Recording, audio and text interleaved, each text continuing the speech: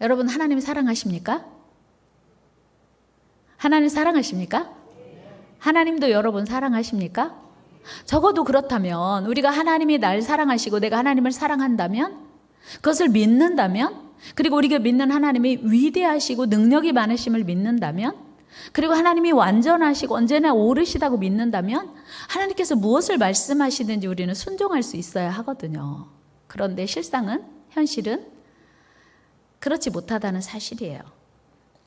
하나님은 분명히 여러분들이 인정하신 것처럼, 고백하신 것처럼 우리를 사랑하십니다. 그리고 능력이 많으십니다. 더 나아가 우리를 사랑하시는 하나님은 반드시 우리를 진리의 길로, 생명의 길로 인도하십니다. 그리고 우리가 기도하는 모든 것들을 반드시 응답하십니다. 이것이 신앙생활의 출발이에요. 여러분, 하나님이 우리를 사랑하신다고 하는 게 믿어지지 않는다면, 또 우리가 기도하는 모든 것들을 하나님이 응답하신다고 하는 걸 믿지 않으면 우리는 신앙생활을 할 수 없습니다. 이처럼 우리를 사랑하시는 하나님을 향한 온전한 신뢰가 우리 신앙생활을 더욱 성숙하게 하고 성장하게 합니다. 오늘 본문에서 우리 주님이 이렇게 약속하십니다. 나는 참 포도나무야. 내 아버지는 농부요. 너희는 가지야. 그러므로 그가 내 안에, 내가 그 안에 거하면 무엇이든지 원하는 대로 구할 수 있어. 그리고 구하면 이루어질 거야. 여러분, 이 말씀은 예수님께서 십자가에 달리시기 3일 전, 그러니까 고난주간 목요일 저녁에 제자들과 함께 이제 세족식하고 성만찬한 자리에서 이 말씀을 하셨습니다. 이제 십자가를 앞에 두신 예수님께서 육신적으로, 물리적으로 제자들과 이제 떨어지게 될 것임을 암시하시면서, 그러나 영적으로는 이 예수님의 피를 상징하는 포도주와 예수님의 몸을 상징하는 떡을 먹고 마심으로 이제 하나가 될 거야. 연합된 유기체임을 상징하는 그런 예식이었습니다. 그 유명한 포도나무와 가지의 비유이죠. 특히 이 말씀이 주어진 장소가 성만찬이 진행되었던 마가의 다락방으로 본다면, 성만찬을 마친 제자들 앞에 아직 포도주 잔이 있고 포도주가 지금 여전히 남아 있었을 것으로 상상할 수 있습니다. 제자들은 본문에서 예수님께서 하필 포도나무에 대한 비유를 말씀하신 것을 충분히 이해할 수 있고, 이스라엘 백성들에게는 이 포도나무의 비유가 특별했습니다. 구약시대로부터 이스라엘은 하나님의 포도나무 혹은 하나님의 포도원으로 비유될 만큼 포도나무는 이스라엘 백성들을 상징하는 것이었습니다. 그런데 예수님께서는 바로 자신이 참된 포도나무요 라고 말씀하시므로 가짜 포도나무가 있다는 거죠. 여러분, 우리가 음식점을 지나가다 보면 원조 할머니 집, 그러니까 그냥 할머니 집도 있는데 원조 할머니 집, 이거 무슨 얘기예요? 더 맛있는 집이다, 그런 얘기잖아요. 참기름이라는 말이 기름 중에 기름이라는 의미 아니겠어요? 참기름이 고유명사라고 볼 수 있지만 사실은 대명사로도 볼 수 있어요. 참기름. 이거 진짜야? 가짜야? 그러니까 진짜 참기름 이렇게 말하면 가짜 참기름도 있다는 얘기예요. 근데 예수님이 내가 참 포도나무다라고 말씀하시는 것은 가짜 포도나무도 있다, 그런 얘기가 되겠죠. 그러므로 오늘 우리에게 주시는 예수님의 말씀은, 내가 지금까지는 극상품 포도 열매를 맺는 나무로 살지 못했다 할지라도 내가 예수님과 연결되어서 예수님 안의 삶으로 이제는 참 포도나무이신 예수님과 연합함으로 아름다운 열매를 맺는 참 포도나무 가지가 되어야겠다는 것입니다. 그러니까 예수님과 연합하여 예수님과 하나가 되고 예수님과 함께 살 때만 아름답고 풍성한 열매를 맺는 참 포도나무가 될 수 있다는 거예요. 여러분, 혹시 포도나무 보셨죠? 포도나무를 심는 목적이 무엇일까요? 포도나무는요, 그 줄기나 가지를 보면 아무리 오래된 포도나무도 아름드리 나무가 되는 일이 없어요. 그리고 줄기가 엄청 구불거려서 관상용으로도 쓸 그런 나무가 되지 못합니다. 그런데 포도나무를 심는 이유가 뭘까요?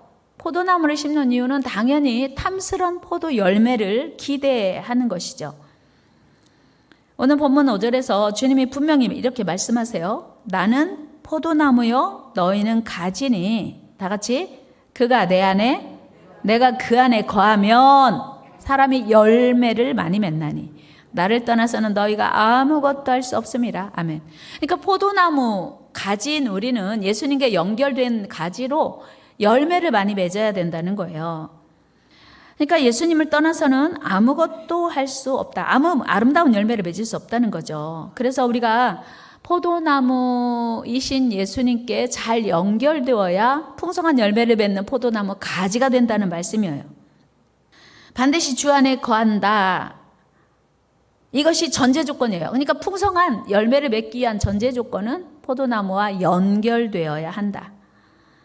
그렇다면 주님과 연결되었다는 뜻이 무엇일까요? 본문에 보면 주님 안에 거한다 라는 말이 요한복음 15장에서 10번 나와요. 제가 잠깐 읽어드리면 4절에도 이렇게 말씀하고 있어요. 내 안에 거하라 나도 너희 안에 거하리라. 5절에서 나는 포도나무요 너희는 가지라. 그가 내 안에 내가 그 안에 거하면.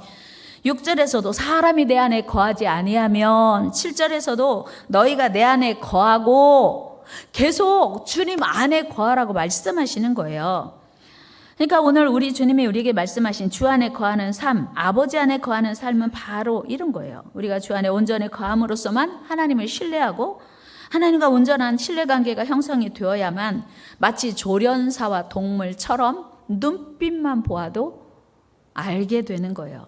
그리고 그 어떤 위험한 상황에 처하게 된다 해도 두려워하지 않고 하나님을 신뢰하니 하나님이 인도해 주실 거라고 하는 그 확신 때문에 어떤 말씀을 하시든지 순종할 수 있습니다.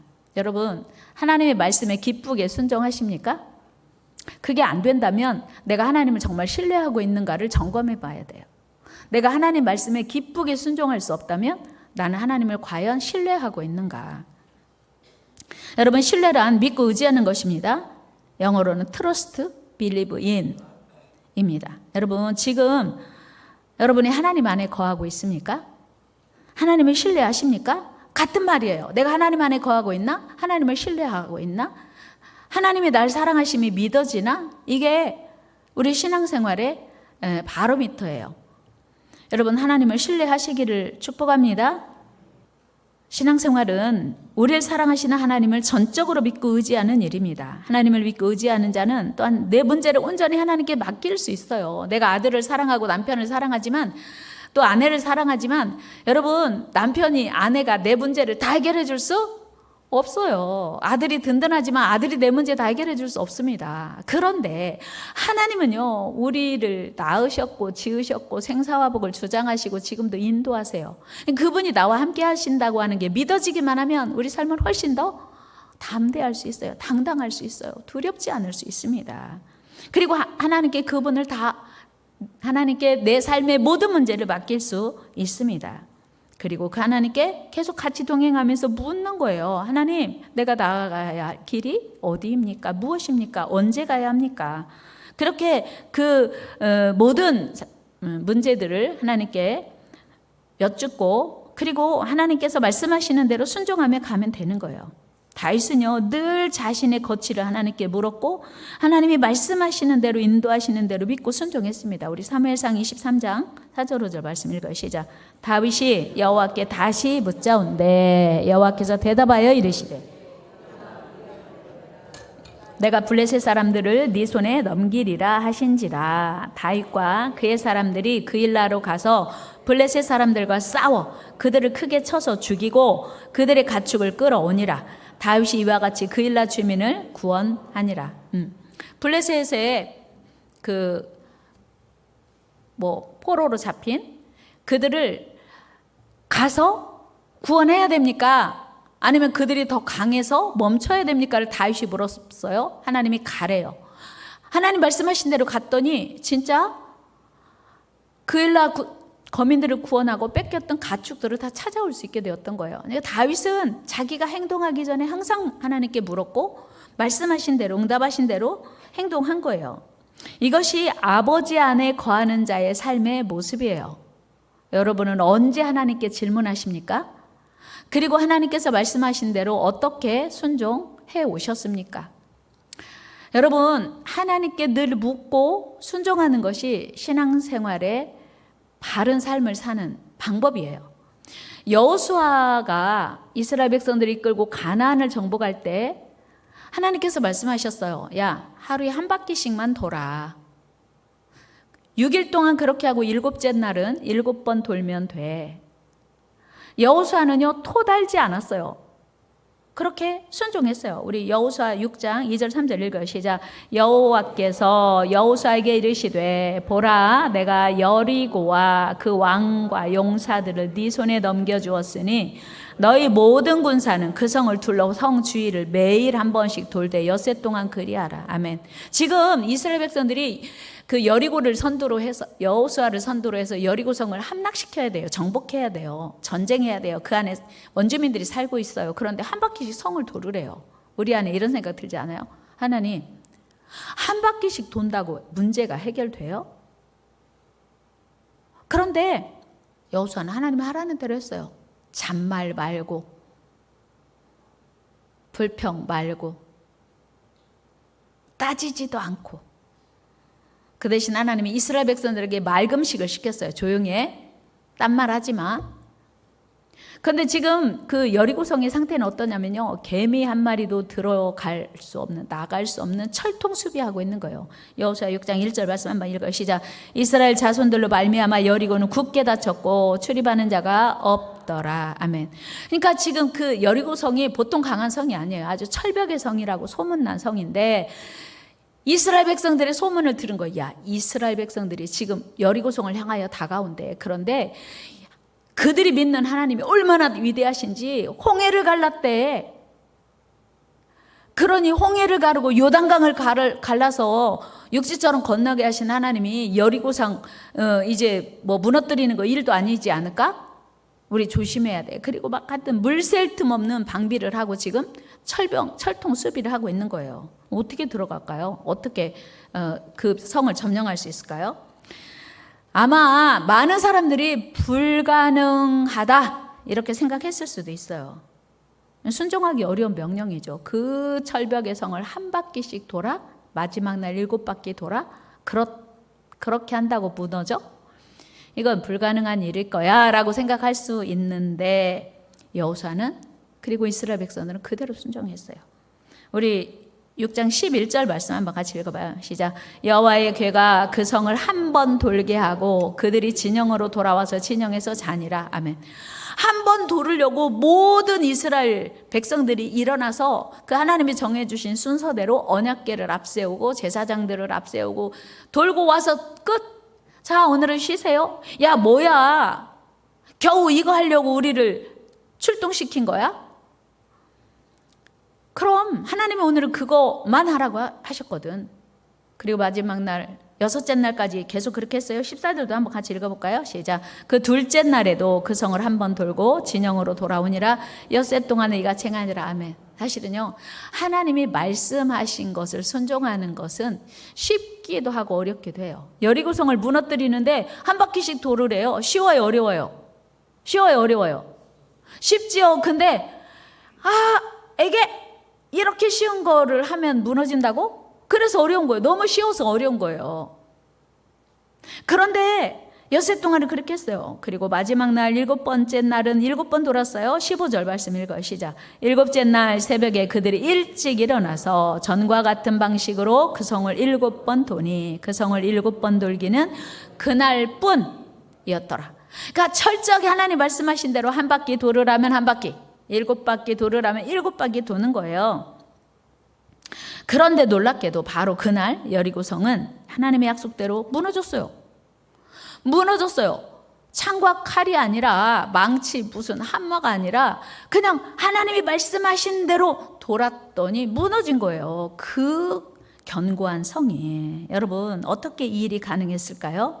그것은 바로 우리가 당면하고 있는 문제가 얼마나 큰가, 우리가 해결해야 할 문제가 얼마나 큰가가 아니고 우리를 사랑하시고 우리 삶을 인도하시는 하나님이 얼마나 위대하시고 크신 하나님이신지를 깨닫는 데서부터 출발하는 거예요.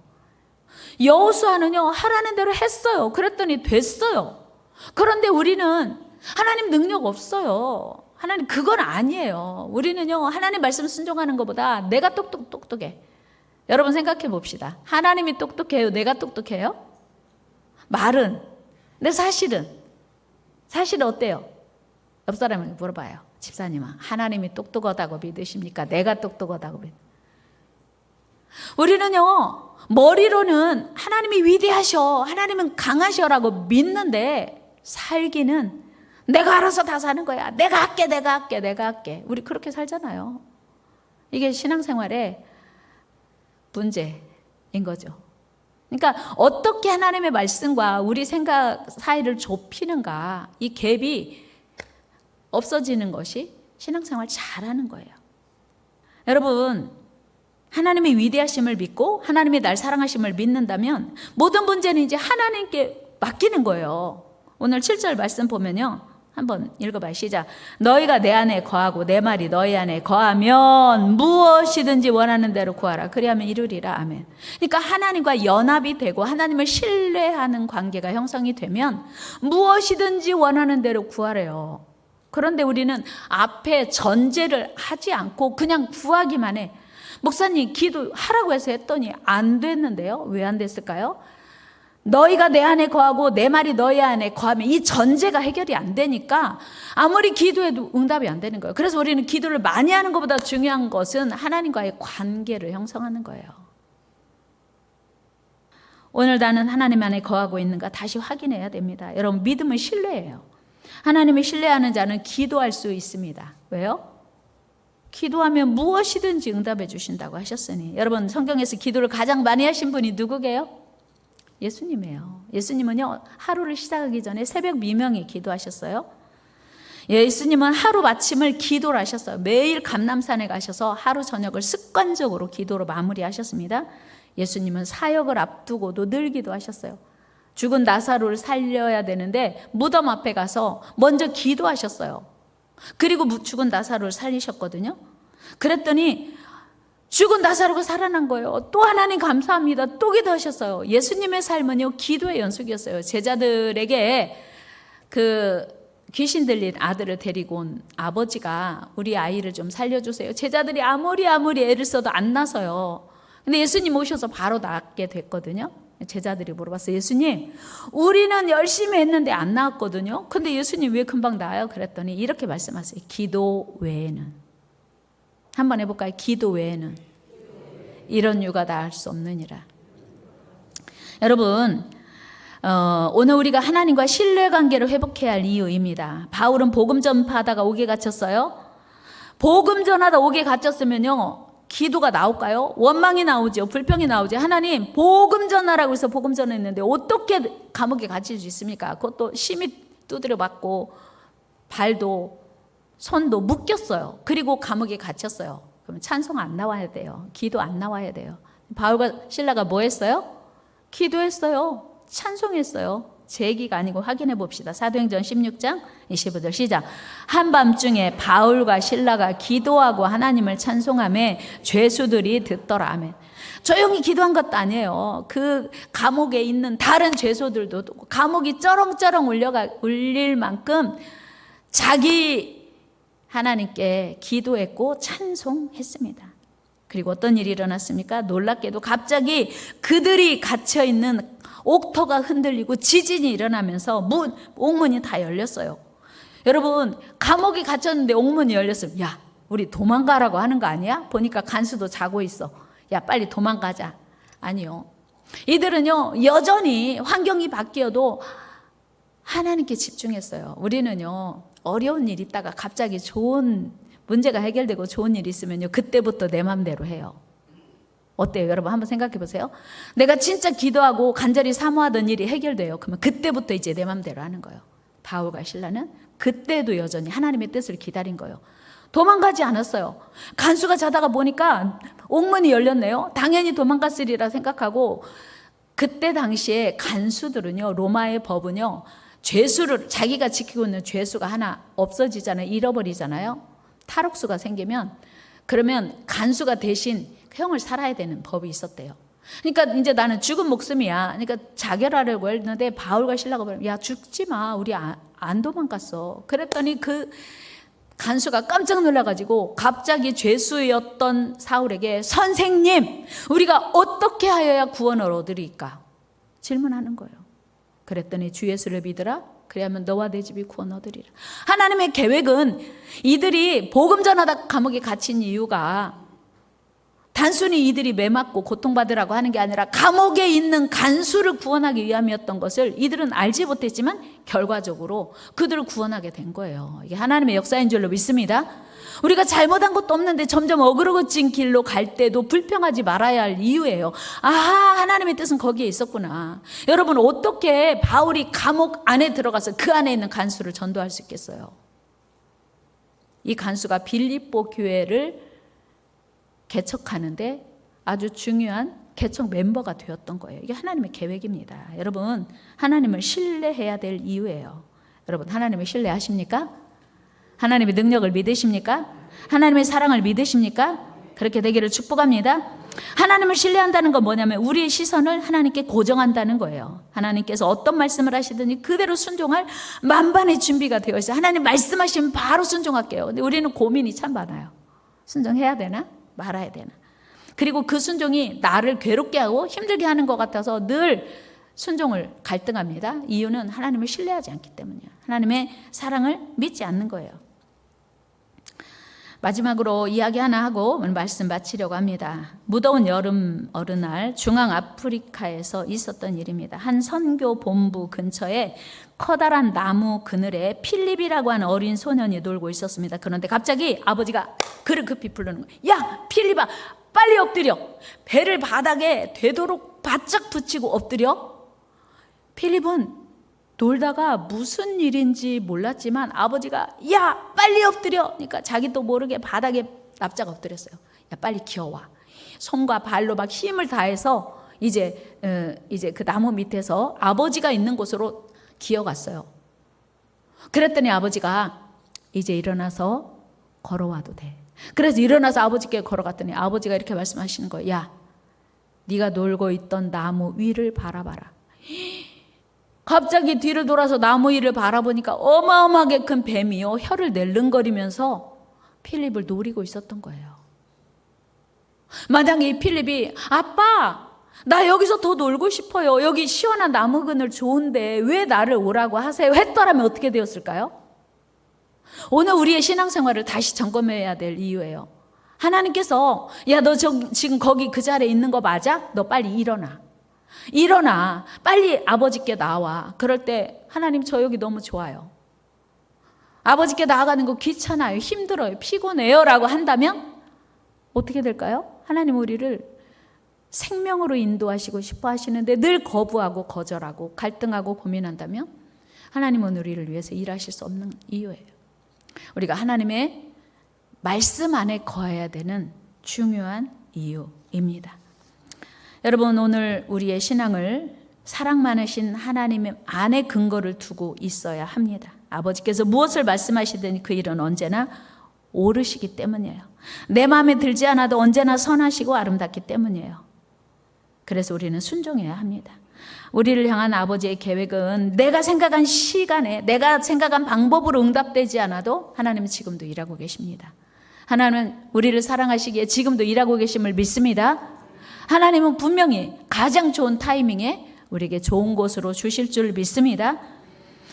그러므로 우리는 그 하나님의 계획을 늘 신뢰하고 믿음으로 순종하면 반드시 승리하게 됩니다. 이 사실을 믿고 조련사의 말에 전적으로 순종하는 동물들처럼 아버지 말에 토달지 않고 순종한 필립처럼 아버지께 늘 순종하는 복된 성도들 다 되기를 축복합니다.